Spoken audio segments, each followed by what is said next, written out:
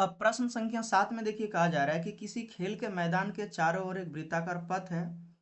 इस मैदान का एक चक्कर लगाने में सोनिया को 18 मिनट लगते हैं, जबकि इसी मैदान का एक चक्कर लगाने में रवि को 12 मिनट लगते हैं। मान लीजिए कि दोनों एक ही स्थान और एक ही समय पर चलना प्रारंभ करके एक ही दिशा में चलते हैं, तो कितने समय बाद वो पुनः प्रारंभिक स्थान पर मिलेगा। तो ये सवाल हमारा है, हमारे पास यानी कि दिया हुआ है। तो इस प्रकार से हम लोग समझ सकते हैं कि एक वृत्ताकार पथ है, यानी कि मैदान है, खेल का मैदान है, इस पर यानी कि चारों ओर सड़क है, इसके बाउंड्री पर। अब सड़क है तो एक जगह से दोनों स्टार्ट किया, सोनिया और रवि स्टार्ट किया चलना, यानी कि दौड़ना स्टार्ट किया हुआ है। तो यहाँ से जब इधर एक ही दिशा में एक ही समय पर जब चलना प्रारंभ किया, ये सोनिया जो है 18 मिनट लगाती है एक यानी कि चक्कर में, एक चक्कर लगाने में, और रवि एक चक्कर लगाने में 12 मिनट का समय लेता है। ठीक है, तो सोनिया 18 मिनट समय लेती है और रवि 12 मिनट समय लेता है। तो कहीं ना कहीं क्या है कि जब ये दोनों दौड़ते रहेगा तो दोनों दौड़ते रहने पर क्या होगा कि कई बार ये एक दूसरे से मिलेगा। जब मान लीजिए कि बहुत चक्कर लगा ले, ये यहाँ से यहाँ घूमते रहे, ये दोनों मतलब सोनिया और रवि जब घूमते रहेगा, तो एक तरह से कह सकते हैं कि कई बार ये आपस में मिलेगा, कहीं ना कहीं जाके मिलते रहेगा एक साथ में। तो उसमें तो क्या होगा कि कई बार देखिएगा तो ज़्यादा लंबा समय भी लगेगा, तो हम लोगों को कम से कम समय को निकालना है कि पहली बार वो कब मिलेगा।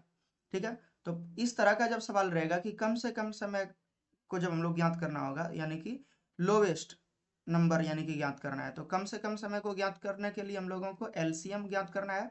और जब हाईएस्ट पूछेगा कि मतलब सबसे बड़ा संख्या क्या होगा, तो उसमें एचसीएफ हम लोग ज्ञात करेंगे। तो इस तरीके से हम लोग ज्ञात करते हैं। तो ये जो सवाल हमारे पास दिया हुआ है इसका, यानी कि 18 मिनट और 12 मिनट का जो है, यानी कि 18 मिनट जो दिया है और 12 मिनट जो दिया है, इसका एचसीएफ जब निकाल लेंगे तो ये निकल जाएगा वैल्यू हमारा कि कितना मिनट बाद वो आपस में मिलेगा। तो सॉल्व लिखेंगे और उसके बाद क्या लिखना है, दोनों को एक साथ